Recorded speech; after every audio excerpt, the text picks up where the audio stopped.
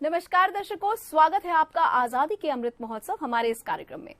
लहर लहर लहराता है तिरंगा आज बड़ी शान से, लहर लहर लहराता है तिरंगा आज बड़ी शान से, हमें मिली है ये आजादी वीर शहीदों के बलिदान से। आज हमारे स्टूडियो में मौजूद हैं यहाँ के बहुत ज्यादा प्रसिद्ध कवि, यानी कि छत्तीसगढ़ के वो कवि जिनकी कविताएं देशभक्ति का जज्बा आप में भर देंगी। तो स्वागत करते हैं हमारे कवियों का। सबसे पहले स्वागत करती हूँ चंपेश्वर गोस्वामी जी का। छत्तीसगढ़ की रचनाओं के लिए ये रचनाकार जाने जाते हैं और इन्हें देश विदेश में भी काफी ख्याति मिली है। हमारे बीच मौजूद है कवर्धा से प्रेमिश शर्मा जी, जो कि अपनी रचनाओं से युवा मन में जोश भर देते हैं। राष्ट्र कवि कमल शर्मा जी हैं बेमेतरा से, और इनकी कविताओं के साथ साथ गजल और मुक्तक गीत के लिए भी ये जाने जाते हैं। हमारे साथ मौजूद हैं अन्नपूर्णा पवार आहूति जी भाटापारा से। एक युवा कवि होने के साथ साथ उनकी रचनाएं न केवल देशभक्ति की बात करती हैं, बल्कि नेत्री का भी ये प्रतिनिधित्व करती हैं, महिला समूह का भी ये प्रतिनिधित्व करती हैं। तो चलिए करते हैं अपने कार्यक्रम की शुरुआत।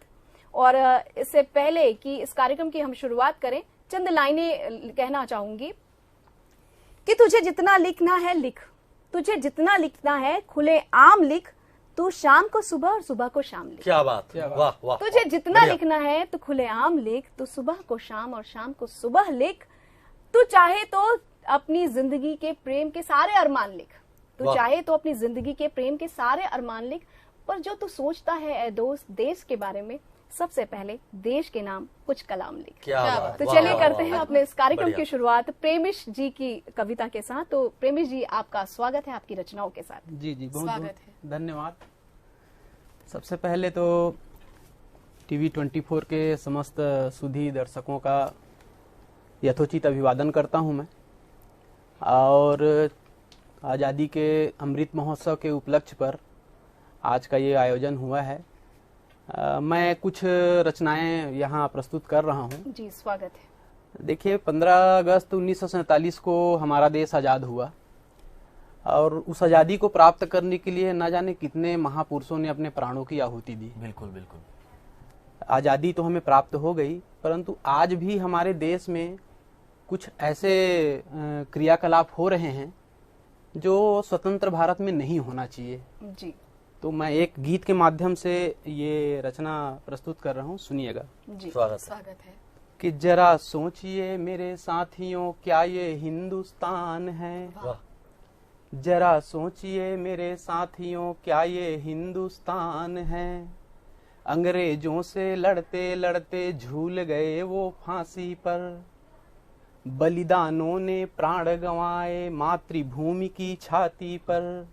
अंग्रेजों से लड़ते लड़ते झूल गए वो फांसी पर, बलिदानों ने प्राण गंवाए मातृभूमि की छाती क्या पर। बात, वाह। घर बैठे ही मिली आजादी कहते जो नादान है, जरा सोचिए मेरे साथियों, क्या ये हिंदुस्तान है? क्या बात। जरा सोचिए मेरे साथियों, क्या ये हिंदुस्तान है? और देश की रक्षा के लिए सैनिक जब अपने प्राणों की आहुति देता है सीमा पर, बिल्कुल, तो उनके लिए 4 पंक्ति में कह रहा हूँ। बिल्कुल। कि राष्ट्र रक्षा के खातिर सीमा पर पहरेदारी है, बढ़िया। गद्दारों से पत्थर खाते यह कैसी लाचारी है। राष्ट्र रक्षा के खातिर सीमा पर पहरेदारी है, गद्दारों से पत्थर खाते यह कैसी लाचारी है। सही आजादी मिल जाए तो साक्षात परशुराम है। जरा सोचिए मेरे साथियों, क्या ये हिंदुस्तान है?